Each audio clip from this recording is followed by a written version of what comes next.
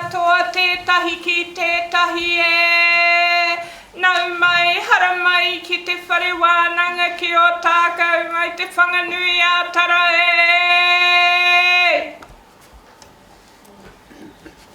E ngā mana e ngā reo o te motu o ngā hau e whā o ngā maunga tapu. Nau mai, hara mai, wakatau mai ki te kōrero nei, te kōrero o te whakawātia. Anei te karakia. Kia tau te rangi mari e, o rangi nui e tui honei. Kia tau te mana rongo, o Papatūānuku e takoto ake nei, kei runga kia koe, kei runga kia koutou, kei runga kia tātou, tihei, Māori ara e, tihei, Māori ara e.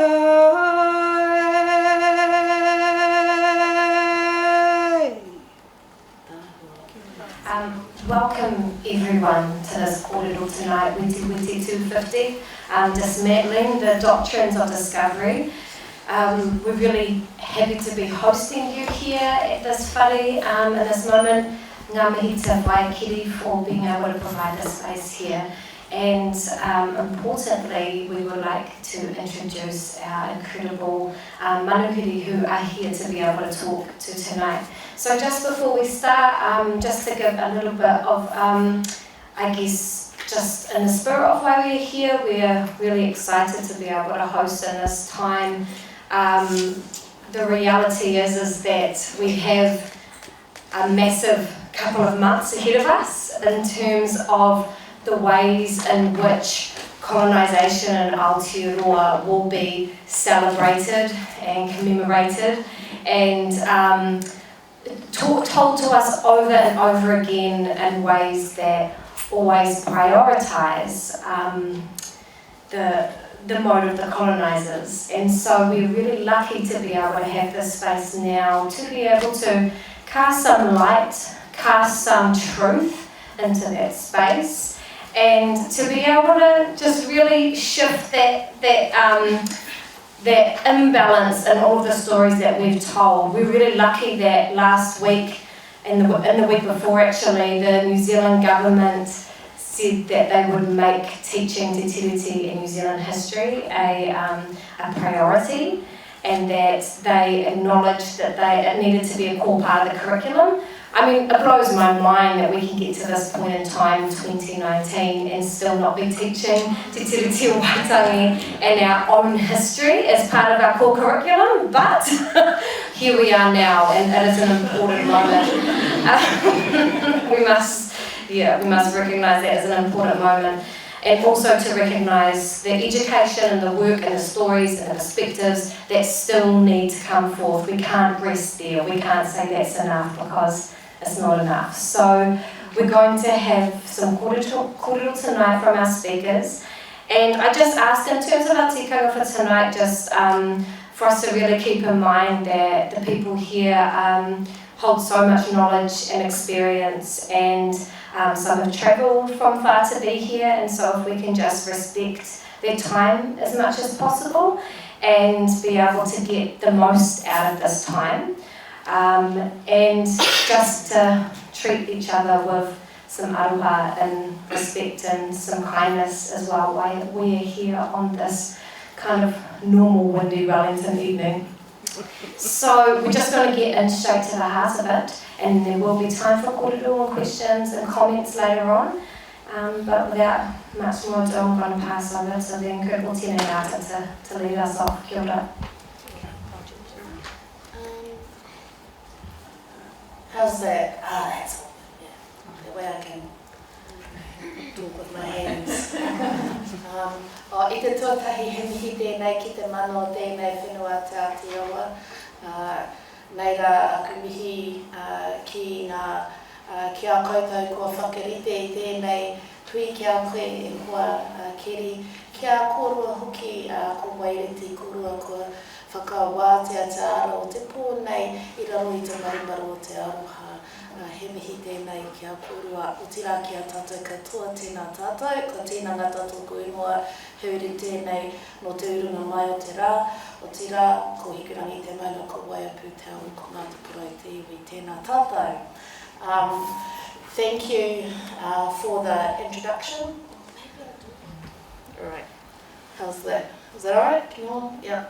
So my name's Tina, and I just really wanted to first of all acknowledge Te Aotearoa, but also thank University of Otago.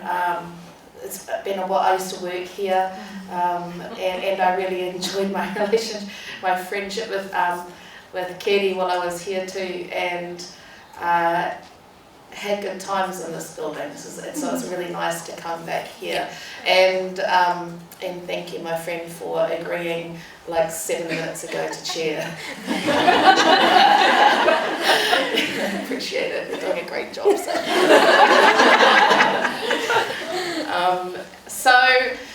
And I'm really thankful also to be sharing this space with two people that I greatly admire and respect, to talk about this issue. And I mean, we like to start things off with karakia, but it's particularly important that we are starting tonight off with a karakia. And whenever we talk about this issue of the Doctrine of Discovery, I think it's important for us to be conscious of the spaces that we're talking in. We're going to go into we're going to be talking about some of the darkest episodes of human history tonight. Some of the talk is very taumaha, it's very heavy. It's necessary for us, and I was with Vincent O'Malley last week, the historian, and we were talking about, we were both at University of Waikato talking about the importance of understanding, a shared understanding of our history, which is not necessarily you've got your version, I've got my version, heidi-ho. It's more like us coming to terms with each other's ideas of history, and particularly in Aotearoa, we've had quite a lot of one particular version of history and not so much of another version of history. And that is largely tied in, I think, to our long-standing, one of the things that we really excel in, we really head above our weight in is our denial, our capacity to deny some of the darker aspects of ourselves. And so as a nation, I've always thought New Zealand very much reminds me of that mom who is just constantly wringing her apron and making sure everything's perfect and does not want to talk about the eldest child who has a serious drug problem and never comes home until, and everything's going to be fine, just sit down and eat the dinner and we're going to make the flowers look pretty on the table. That's kind of New Zealand's persona for the last few decades, particularly in reflecting about our own history. And so we've become very good at judging other countries, particularly when it comes to things like colonization. That bad Christopher Columbus, who did those bad things to the Native Americans when he landed in the USA. He never actually got there. Of course, he only ever made it as far as the Caribbean, but he did a lot of damage when he was there, and we'll go into that. But or we'll talk, those bad conquistadors, that went and did those horrible things in South America. I've come across a lot of our whānau who understand that. But the inference, when we don't talk about ourselves, is that we had a nice colonisation story. We have a bloodless colonisation. It was good for us. And we benefited from it, or we even, in some instances, invited it. And so, there comes a time where we really need to cast that lens back on ourselves. Like, many people here, put your hands up if you're aware of, what Christopher Columbus did. Right. And so that's been, and I really want to acknowledge there's been a lot of work by our First Nations whānau, and particularly around Columbus Day. And put your hands up if you're aware of the conquistadors and what the conquistadors did, like the vast majority of you, right? And put your hand up if you heard about Whino in Tonga, who was tied to a mast and had his ears cut off and had crosses cut down to the bone by Captain Cook on his arms. And put your hands up also if you had French fighting the English, and on the north-east coast you had the Mohawk communities and Haudenosaunee clans. And in that space was a young naval officer, his first posting in the Navy, James Cook. He was serving under Field Marshal Geoffrey Amherst, who famously handed out the smallpox blankets to the Mohawk communities to thin them out before they would engage with them. And Amherst went up the St. Lawrence River, and these are the people that Cook served under. And I think it's important for us to remember that, particularly when we're talking about the level of infection that happened in the voyages around the Pacific, as if people didn't know what was being done.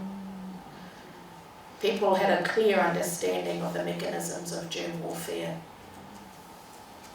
when they went out in the Pacific, because it was utilised. And Amherst also was a big fan of what he called the conquistador method, which included some of those barbarous acts that I mentioned earlier. And so, this is the doctrine of discovery. This is the means by which it was applied around the world. There was never ever a case where it was bloodless. There was never ever a case where Indigenous peoples went, sure, here, come, and just gave up their land and everything.